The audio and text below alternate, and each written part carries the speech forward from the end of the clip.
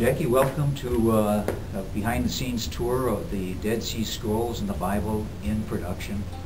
This exhibit is going to occupy 16,000 square feet of exhibit space, making it one of the largest exhibits we've ever done here.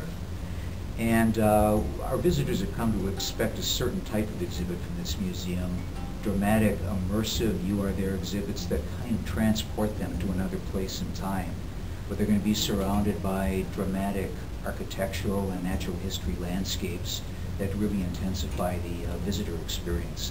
So the area you're in now is the queuing area. This is where visitors will enter, and they'll look down this hallway. It's called Journey to the Dead Sea.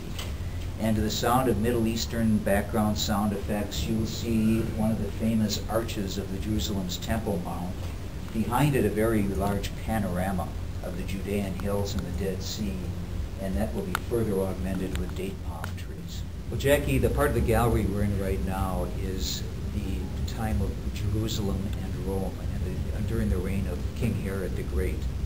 And what we have here is a very accurate model of Old Jerusalem during the Second Temple period at the time of Herod the Great.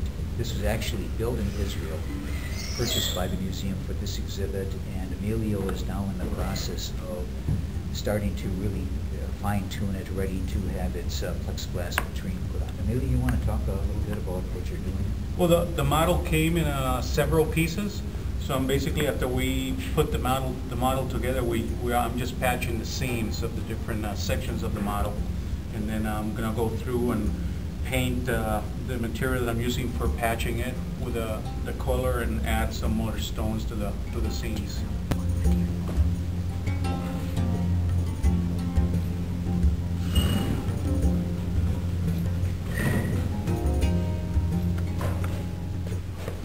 What we have here is going to be a 50-foot wide replication of the western wall of Jerusalem's Temple Mount.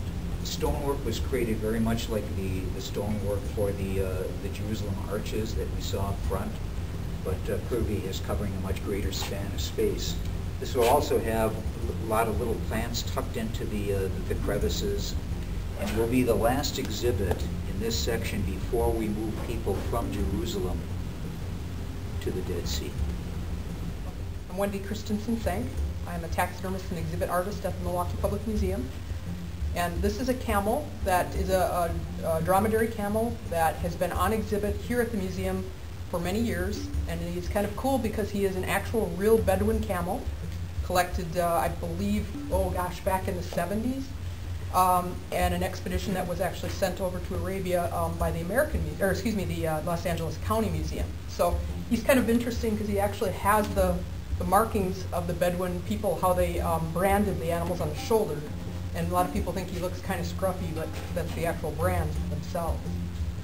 What we're doing with him here is showing him as we would as the Bedouins would have used him in the Dead Sea Scrolls area. This part of the exhibit, we call it Discovery Section.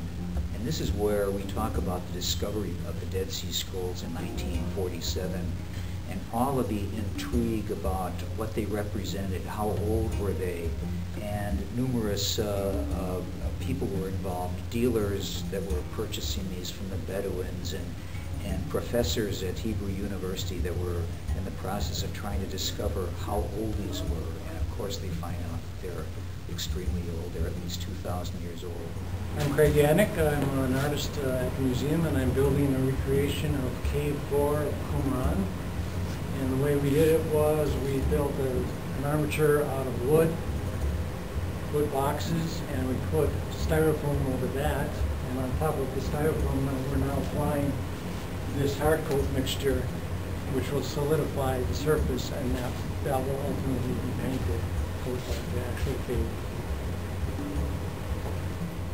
Well, all this production is going to have to be completed by the end of December, because beginning the first week in January, we have curators and couriers from all of the lending institutions from Israel, from Jordan, from England, France, Switzerland, along with numerous universities and lending institutions here in the United States. And they will begin installing these one-of-a-kind manuscripts and artifacts in their designated display cases. It's been a very, very ambitious effort to secure all of these loans for Milwaukee.